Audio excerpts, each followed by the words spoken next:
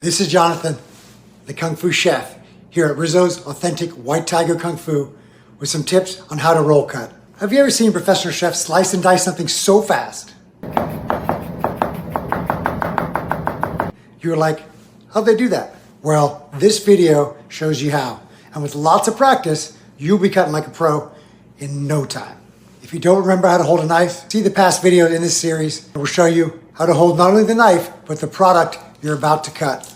Holding a knife is like holding a tennis racket, except you pinch your thumb and your finger just above the handle. The most important thing about holding whatever you're about to cut is knowing where your thumb is. Your thumb will creep out from time to time. You're not paying attention. That's when the bad things tend to happen. It's called the claw, and it looks like this.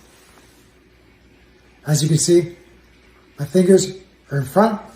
My thumb is safely tucked away in the back, so it can't get cut. To begin roll cutting, you would like to start from the tip of your knife and roll all the way back to the heel of the knife. Just like this. This rolling motion will end up going faster and it'll create more and more speed. And that's when you look like a pro. And a rocking motion will give you some kind of a rhythm. Remember, keep your eyes on the knife. This may take many hours of dedicated practice. However, it'll be worth it.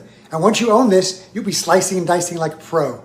One last tip though, never take your eyes off your blade. If you do, it could get ugly and you might need a few of these. Thanks for watching.